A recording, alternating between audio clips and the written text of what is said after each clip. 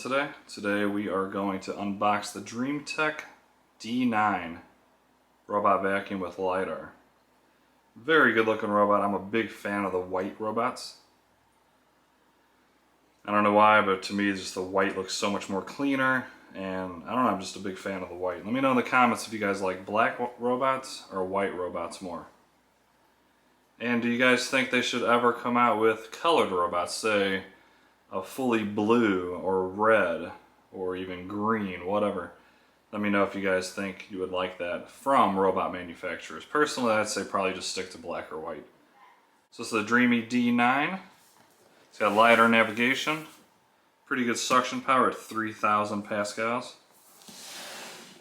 And I like the presentation that they offer on this box, nice and clean, and just gives you just enough information that you need or care about.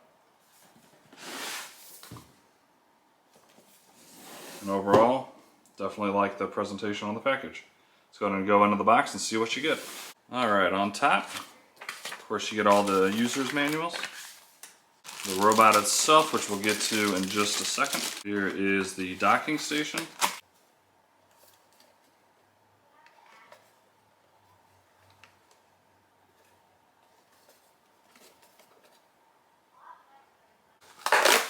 Here is the charging cable. Here is an additional side brush.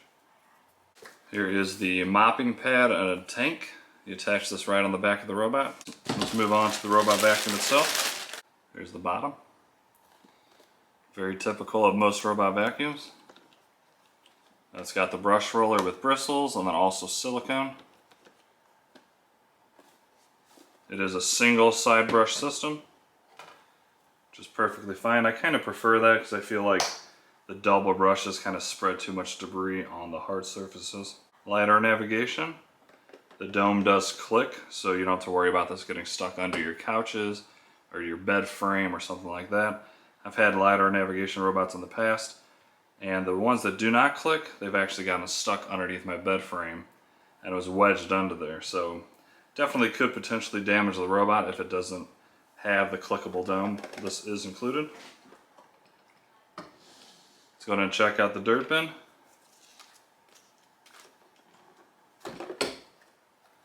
Looks like a pretty good sized dirt bin overall. Not the biggest I've seen, but definitely not that small.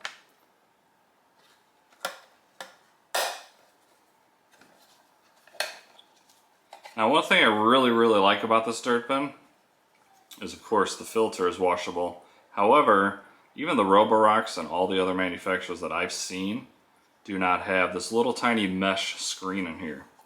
So what that does is going to catch all that fine dirt and not get stuck in the filter itself, which is very hard to get clean once you get all the fine dirt and stuff in between these lines. So very nice system. I really like that. I think a lot of robot vacuums are going to start putting this in their systems. So all you have to do is take your finger or even just rinse this out with water, and it's going to get all that fine dust off that little tiny mesh screen. Of course, it comes with a tool that's designed to help clean the robot, one, and then it has a little razor blade in here to help get hair off the roller itself. Makes it much easier. What do you guys think? Overall, honestly, I think this is a very good looking robot. Once again, I prefer the white. For some reason, I just think it looks so much more cleaner. And I kind of like this little silver stripe they threw in there, just to give it a little bit of more of a unique look. So I'm pretty excited to try this guy out. I'll be putting this through all my tests. First test, of course, will be on my main floor plan. The entire floor plan, and then we'll see how easy it is to add the rooms, divide the rooms, name the rooms, add no-go zones, all that app stuff. And I think overall this is going to be a pretty good robot vacuum. So if you like this video at all, please do me a favor, like this video and subscribe, and have yourselves an awesome day. I'll see you.